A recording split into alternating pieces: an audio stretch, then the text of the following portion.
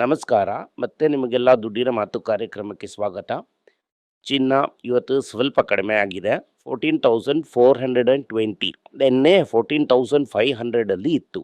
ಅದೇ ಥರ ಎಲ್ಲಾನು ₹90, ₹70 ಈ ರೀತಿ ಕಡಿಮೆ ಆಗಿದೆ. ಸಿಲ್ವರ್ ನೋ ಚೇಂಜ್ ಅಂತ ಹೇಳ್ತಾ ಇದ್ದಾರೆ. ಈಗ ಸಿಲ್ವರು ಹಾಸಿಗೆ ಹಿಡಿದಂತಾಗಿದೆ.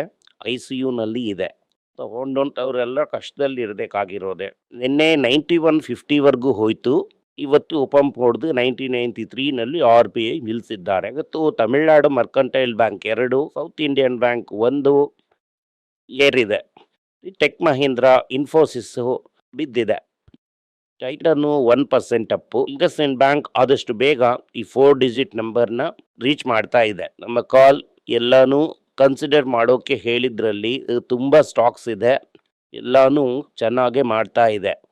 ಸೊ ನೀವೆಲ್ಲ ಹ್ಯಾಪಿಯಾಗಿರ್ತೀರಾ ಅಂತ ಅನ್ಕೋತೀನಿ. ಇಲ್ಲೇನೆ ಪಟಾಕಿ ಲಿಸ್ಟ್ನ ಪವರ್. ನಿನ್ನೆ ಮಾರ್ಕೆಟ್ನ 365 ಪಾಯಿಂಟ್ ಕೆಳಗಡೆ ಹಾಕಿದ್ರು. ಬೆಳಗ್ಗೆ ಸ್ವಲ್ಪ ಮಾರ್ಕೆಟ್ನ ಕೆಳಗಡೆ ಹಾಕಿದ್ರು. ಆಮೇಲೆ ಎಲ್ಲರೂ ಅಯ್ಯೋ ಅಯ್ಯೋ ಅಂತ ಹತ್ತಿದ್ರಿಂದ 800 ಪಾಯಿಂಟ್ ನಿನ್ನೆ ಬ್ಯಾಂಕ್ ನಿಫ್ಟಿನ ಇಳಿಸಿದ್ದನ್ನ ಒಂದು 450ರಿಂದ 500 ಪಾಯಿಂಟ್ ಅಷ್ಟು ಏರಿಸಿ ಮಾರ್ಕೆಟ್ನ ನಿಲ್ಲಿಸಿದ್ದಾರೆ. FI ಹಿಂಗೆ ಬ್ಯಾಟ್ ಹಿಡ್ಕೊಂಡು ಬರ್ತಾರೆ ಸೇವಾಗ್ ಥರ. ಈಗ ಇಳಿಸ್ತಾನ ಇಲ್ಲ ಮಂಡೇ ಇಳಿಸ್ತಾನ, ಇವತ್ತಿಗೆ ಸಾಕು, ನಿನ್ನೆ ಒಂದೇ ಏಟ್ ಕೊಟ್ಟಾಗಿದೆ, ಮುಂದಿನ ವಾರ ನೋಡ್ಕೊಳ್ಳೋಣ ಅಂತ ಹೇಳ್ಬಿಟ್ಟು ಪ್ಯಾಕಪ್ ಅಂದ್ಬಿಟ್ಟು ಹೋಗ್ಬಿಡ್ತಾನ ಅನ್ನೋದನ್ನ ಕಾದಿದ್ದೇ ನೋಡಬೇಕು. ಇವತ್ತು ಗ್ಲೋಬಲ್ ಆಗಿ ತುಂಬ ನ್ಯೂಸ್ ಇದೆ.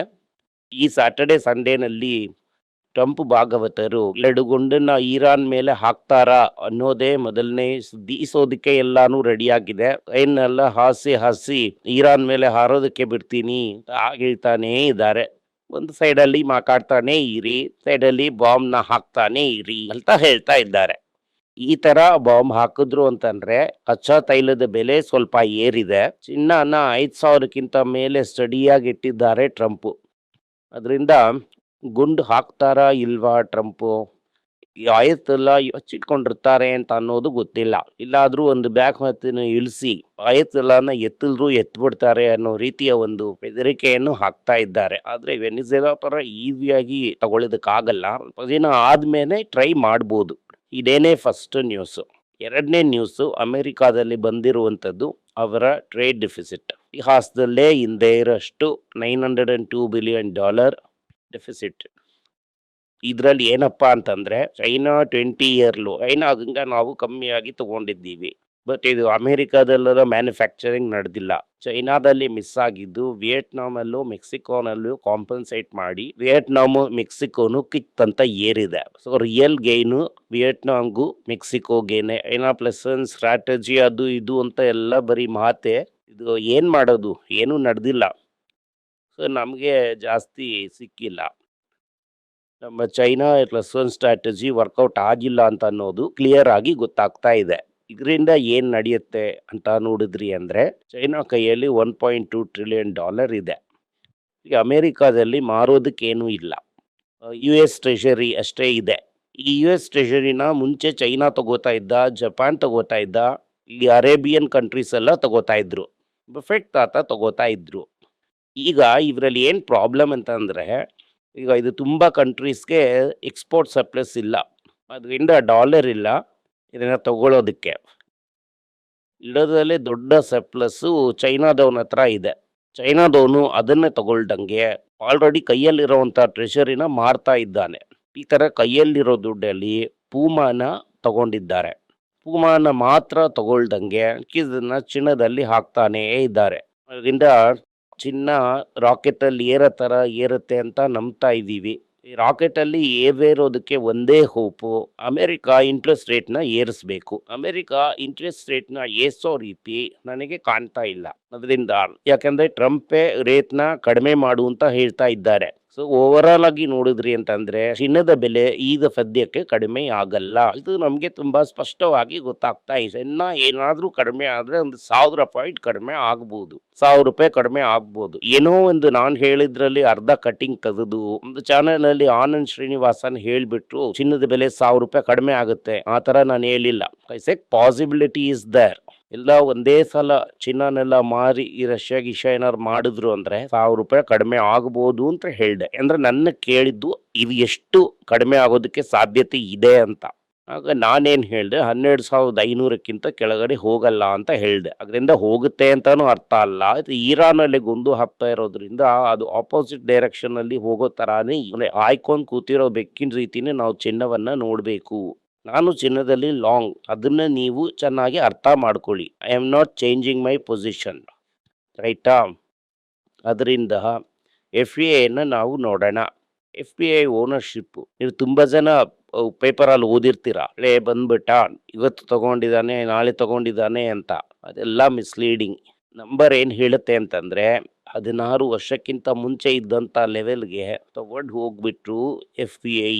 ನಿಮ್ಮ ತಲೆಯಲ್ಲಿ ಕಟ್ಬಿಟ್ರು ಮೆಟೀರಿಯಲ್ನ ಅನ್ನೋದನ್ನ ಅರ್ಥ ಮಾಡ್ಕೊಳ್ಳಿ. ಕ್ವಾಲಿಟಿ ವಾಲ್ಸ್ ಐಸ್ ಕ್ರೀಮು ತುಂಬ ಕಾಸ್ಟ್ಲಿ, ಅರ್ನಿಂಗ್ಸ್ಗೆ ಜಸ್ಟಿಫೈ ಮಾಡೋದಕ್ಕೆ ಆಗೋದಿಲ್ಲ ಅಂತ ನಾನು ಹೇಳಿದೆ. ಪ್ರೈಸ್ 15% ಬಿದ್ದಿದೆ. ನಾನು ಇನ್ನೂ ರಿಸಲ್ಟ್ಸ್ ಎಲ್ಲ ನೋಡಿಲ್ಲ. ನಾನು ಹಲವು ವರ್ಷದ ರಿಸಲ್ಟ್ಸ್ನ ನೋಡಬೇಕು. ಕ್ವಾಲಿಟಿ ಐಸ್ ಕ್ರೀಮ್ಸ್ಗೆ ಅಡಕ್ಷನ್ ಸಿಕ್ಕಿಲ್ಲ. ಡಿಸ್ಟ್ರಿಬ್ಯೂಷನ್ ಅವ್ರಿಗೆ ಅಮೂಲ್ ರೀತಿ ಇಲ್ಲ. ಆ್ಯಂಡ್ ಐಸ್ ಕ್ರೀಮಲ್ಲಿ ಅನ್ಆರ್ಗನೈಸ್ ಪ್ಲೇಯರ್ ಡಾಮಿನೇಷನ್ ತುಂಬ ಜಾಸ್ತಿ. ಅದರಿಂದ ಇದು ದೊಡ್ಡದಾಗಿ ಕೆಲಸ ಮಾಡುತ್ತೆ ಅಂತ ಅನ್ಕೊಂಡಿಲ್ಲ.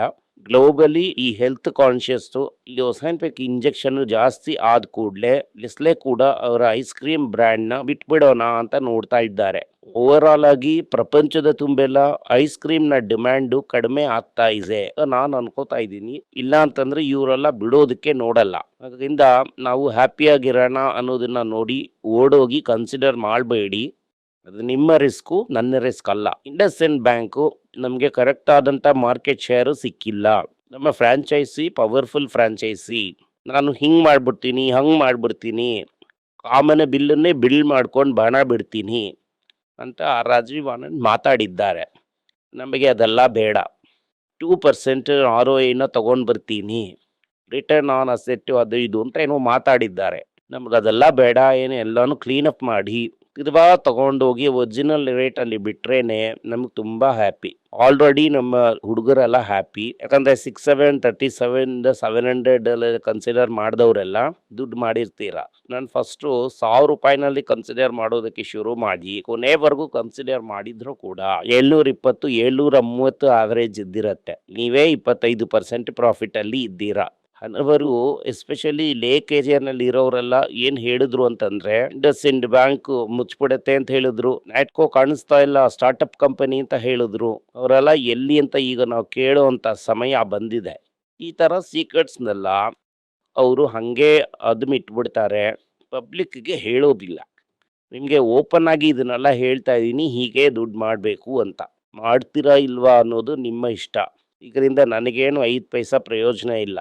ಫಸ್ಟ್ ರೋಲ್ ಇದೇನೆ, ಅರ್ಥ ಮಾಡ್ಕೊಳ್ಳಿ. ರೈಡರ್ಸ್ ಲೈಫ್ ಸೈನ್ಸಸ್ಸು ಏನೋ ಲಾಂಚ್ ಮಾಡಿಬಿಟ್ಟ. ಇವತ್ತು ಇನ್ನೊಂದು ಲಾಂಚ್ ಮಾಡಿದ್ದಾನೆ, ಆಂಟ್ರಿಯಾ ಬಯೋಸಿಮ್ಲರ್ ಅಂತ ಒಂದನ್ನು ಲಾಂಚ್ ಮಾಡಿದ್ದಾನೆ. ಡೈಲಿ ಒಂದು ಪಟಾಕಿನ ಹಚ್ತಾನೆ ಇದ್ದಾನೆ. ನಾವು ಹಾಗೇ ಇಟ್ಟಿರೋಣ. ಬಜಾಜ್ ಫಿನ್ಸರ್ ಏನು ಹೇಳ್ತಾನೆ ಅಂತಂದರೆ $1 ಬಿಲಿಯನ್ ಆಲ್ಟರ್ನೇಟ್ ಇನ್ವೆಸ್ಟ್ಮೆಂಟ್ ಪ್ಲಾಟ್ಫಾರ್ಮ್ನ ಹಾಕ್ತಾ ಇದ್ದಾನೆ, ರೈಟಾ? ಈ ಆಲ್ಟರ್ನೇಟ್ ಇನ್ವೆಸ್ಟ್ಮೆಂಟ್ ಅಂದ ಕೂಡಲೇ ನನಗೊಂದು ನೆನಪಿಗೆ ಬಂತು.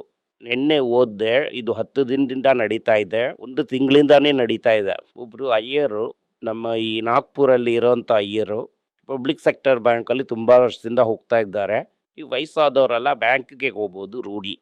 ಅಲ್ಲಿ ನೋಡಿದ ತಕ್ಷಣ ಆಹಾ ಕುರಿ ಬಂದ್ಬಿಡ್ತು ಅಂತ ಮ್ಯಾನೇಜರು 90 ವಯಸ್ಸಿನ ತಾತಾಗೆ 100 ವರ್ಷ ಆದಮೇಲೆ ಮೆಚ್ಯೂರ್ ಆಗೋ ಥರ ಒಂದು ಪಾಲಿಸಿನ ಮಾರಿದ್ದಾರೆ. ಇದ್ರೇನೆ ಪಬ್ಲಿಕ್ ಸೆಕ್ಟರ್ ಬ್ಯಾಂಕ್. ನಾನು ಹಲವು ಸಲ ಹೇಳಿದ್ರೆ ನನ್ನನ್ನು ದೇಶದ್ರೋಹಿ ಅಂತ ಹೇಳ್ತೀರ. ಅದು ಯಾರು ಅಂತ ಅದಕ್ಕೆ ನಾನು ಅಯ್ಯರ್ ಅಂತ ಹೇಳಿದೆ. ಅರ್ಥ ಆಯ್ತಾ?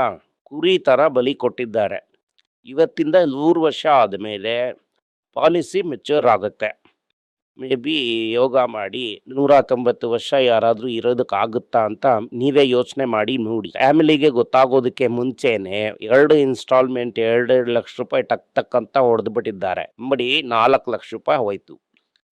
ಅದಾದ್ಮೇಲೆ ಅವರ ಮೊಮ್ಮಗಳ ಹಸ್ಬೆಂಡ್ ಕಂಡು ಹಿಡಿದು ಅಲ್ಲಿ ದೊಡ್ಡದಾಗಿ ಇದ್ರ ಬಗ್ಗೆ ಸುದ್ದಿ ಮಾಡಿದ್ಮೇಲೆ ಟಕ್ಕಂತ 4 ಲಕ್ಷನ ರಿಟರ್ನ್ ಮಾಡಿ ನಿಮ್ಮ ಪೋಸ್ಟರ್ನ ತೆಗೆದ್ಬಿಡಿ ಅಂತ ಹೇಳಿದ್ದಾರೆ. ಅವರನ್ನು ಥ್ಯಾಂಕ್ ಯು ವೆರಿ ಮಚ್, ನೀವೆಲ್ಲರೂ ನನಗೆ ಸಪೋರ್ಟ್ ಮಾಡಿದ್ರಿ, ನಾನು ಪೋಸ್ಟರ್ನ ತೆಗೆದ್ಬಿಡ್ತೀನಿ ಅಂತ ತೆಗೆದ್ಬಿಟ್ರು. ಇದು ಯಾಕೆ ಹೇಳ್ತಾ ಇದ್ದೀನಿ ಅಂತಂದರೆ ನಿಮಗೆ ಪ್ರೊಟೆಕ್ಷನ್ಗೆ ಹೇಳ್ತಾ ಇದ್ದೀನಿ. ಈ ಆಲ್ಟರ್ನೇಟ್ ಇದನ್ನೆಲ್ಲ ನೋಡಿ, ಪ್ಲ್ಯಾಟ್ಫಾರ್ಮ್ನೆಲ್ಲ ನೋಡ್ಕೊಳ್ಳಿ.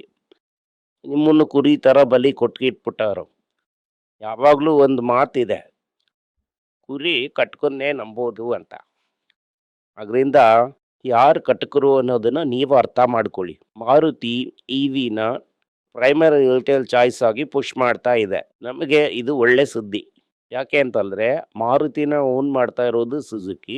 ಸುಜುಕಿನಲ್ಲಿ ಒಂದು ಪೊಸಿಷನ್ ಇಟ್ಟಿರುವಂತದ್ದು ನಮ್ಮ ಟೊಯೋಟೋ. ನಾವು ಟೊಯೋಟೋನ ಇಟ್ಕೊಂಡು ಹ್ಯಾಪಿಯಾಗಿ ಕೂತ್ಕೊಂಡಿದ್ದೀವಿ. ಇದೇ ಸಮಯದಲ್ಲಿ ಇದು ಟಾಟಾ ಕೂಡ ಅಡ್ವಾಂಟೇಜ್. ಯಾಕೆ ಅಂತಂದ್ರೆ ಅವರು ಆಲ್ರೆಡಿ 1,00,000 ಜಾಸ್ತಿ ಕಾರನ್ನ ಮಾರಿ ಕೂತ್ಕೊಂಡಿದ್ದಾರೆ. ಸೊ ಇದು ಒಳ್ಳೆ ಸುದ್ದಿ, ಡಬಲ್ ಸೈಡು. ಅಶೋಕ್ ಲೈಲಾಂಡ್ ಏನ್ ಹೇಳ್ತಾನೆ ಅಂತಂದ್ರೆ ನಾವು ವೆಸ್ಟರ್ನ್ ಇಂಡಿಯಾಗೆ ಪುಷ್ ಮಾಡ್ತಾ ಇದ್ದೀವಿ ಅಂತ ಹೇಳ್ತಾ ಇದ್ದಾರೆ. ಟಾಟಾನು ಅವ್ನ ಮನೆಯಲ್ಲೇ ನೋಡು ಅಂತ ಹೇಳ್ತಾ ಇದ್ದಾನೆ. ECS open A system A infrastructure design ಮಾಡಿದ್ದಾರೆ.